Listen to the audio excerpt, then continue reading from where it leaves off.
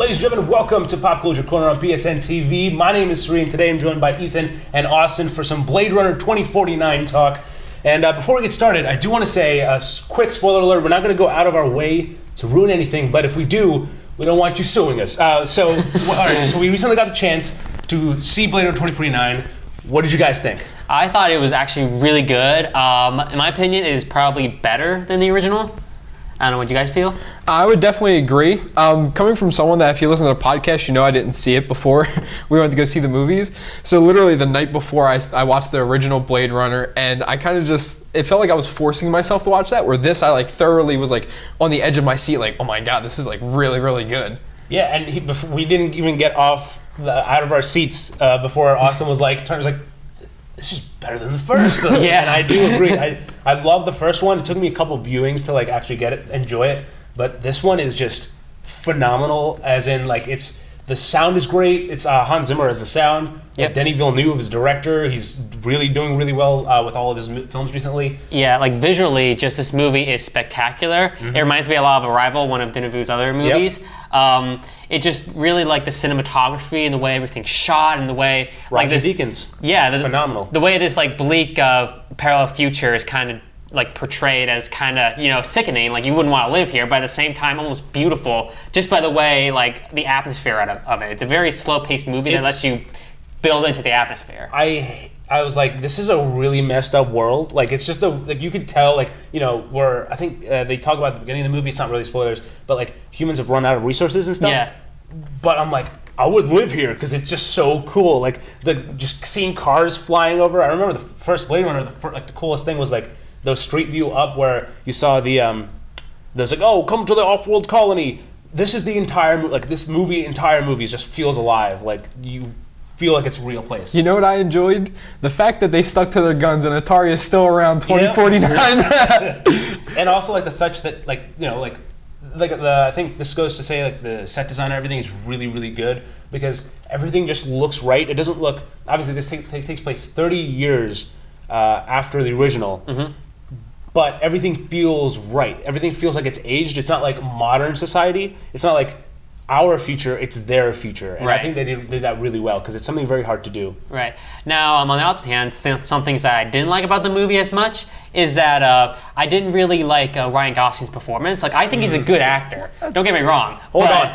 Hold him back. Go. But I just don't like the direction he went with this, where for the most part, throughout almost the entire movie, he just has this bland, emotionless performance. And I think and people people are saying, oh well, that's fitting with this character, but I disagree with that. I think that it would have been better if he had given more emotion to help more connect with his character.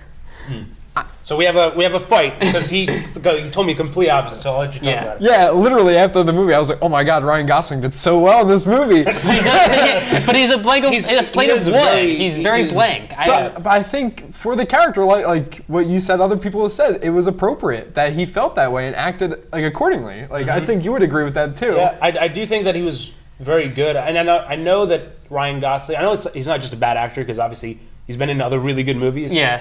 And I think it's just a very interesting choice that they made for the character, and I think it worked for the most part, especially because there's only one real scene where he shows emotion, but other than that, it's mostly just kind of a neutral standpoint. But on the other hand, I think Harrison Ford did amazing in this. Best performance in years. I know. I couldn't believe it because I thought he would be phoning it in, mm-hmm. I gotta get my paycheck. But no, he's actually this was genuinely a really, really good performance of his, and I thought he did spectacular returning to the role of Deckard. Yeah, especially there's certain scenes which we won't mention, but certain scenes, especially when he meets Wallace. I'll say that much. Yeah. Really, really intense. Just the emotion is just really raw, and I'm surprised to see that from Harrison Ford. Mm-hmm. And I kind of felt like he took the character from the original Blade Runner. I felt like he kept up the mentality of Deckard from the first one, mm-hmm. but kind of did add that old wisdom type thing. Yeah, he's seen some since we've last seen him. Yeah, I think that really added to the character, the fact that it was 30 years in the future, a lot of stuff happened since then. I'm not going to spoil it. But yeah, a lot of stuff has happened since 35 years since the original, and obviously the original didn't do well, and this movie 2049 has also not done so well with its release. It's been pretty underperformed in the box office. So let's throw some quick numbers out there. The movie was made for $150 million. Right. Was projected to make $45 to $50 million, and it hit $31.5 million in the first 3 days. So why do you guys think, do you have any ideas why the movie may not have done well? Well, the thing is that like this was a $150 million art project. Like this is not the kind of movie that you like stream to general audiences. It's a bit more like thought provoking, not as action heavy. Yep. So I can understand why people weren't as especially good to see it, even though it has like A-list stars like Ryan Gosling in it. It's still not everybody's cup of tea. Yeah. Well, I would probably say that we didn't help because we went on a $5 movie night. Yeah, it's not we got a discount to go see this movie, so we can't really say like, oh, it's doing bad and I don't know why. Well, we were kind of causing it. Yeah. Well, I mean, I will say, I've been thinking about the movie a lot. Like the last couple of days, it's just all that's been on my mind, which is not a good thing. But as more I think about it, I think the real big reason is that the movie is really long, and Right. It's like 2 hours and 44 minutes, edging on 3 hours. And I think it means several different things. One, it's just really long movie, and so if you want to sit down and watch it, it's a commitment. Like it's a relationship that you're going Right. to spend with this movie.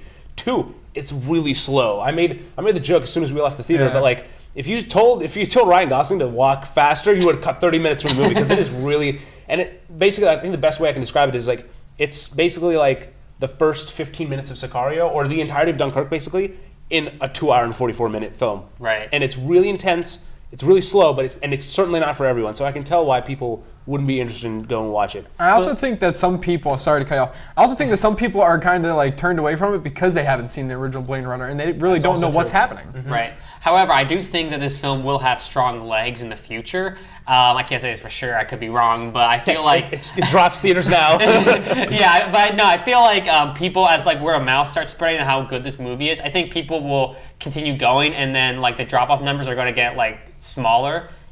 So that overall it'll make enough money. And you have to take into account like when it comes out on DVD, and then when people are gonna be watching it like at home, it's gonna probably make back its budget. But Yeah, I mean, the one thing that's I think different from this movie to like Batman vs Superman or something is because those movies really make it up in one time. Like they make up their bulk of their budget in like 1 weekend or 2 weeks. Yeah, or and then something. a massive and then, drop. And then there's just like a huge drop once like word of mouth comes out. This I think. We're making a video telling you how good it is and that you should go watch it. Yeah. So obviously, I think it does have long legs. It's just not. I can clearly see it's not for everyone. And I think the best thing is if you watch Dunkirk and you don't like it, you're probably not going to like this film either because they're very similar. It's like a sci-fi version of Dunkirk. But what just happened? Do you guys have any final thoughts before we wrap things up? Other than the fact that this place is haunted, I feel like we're going for the haunted. Go see it. That's all we can just. All of us, I think, can recommend seeing this movie. I would totally recommend it as someone coming in as a new fan of Blade Runner. I would totally recommend you go and see this movie, but make sure you see the first one first. Yep. And also, as a quick note, also watch the 3 short films they released for free on YouTube, just to really bridge the gap between them. But anyway, that is it for another episode of Pop Culture Corner on PSN TV. Thanks to Austin and Ethan for joining me. And as always, from everyone here in the studio to everyone watching at home, thanks for watching it, and we'll see you next time.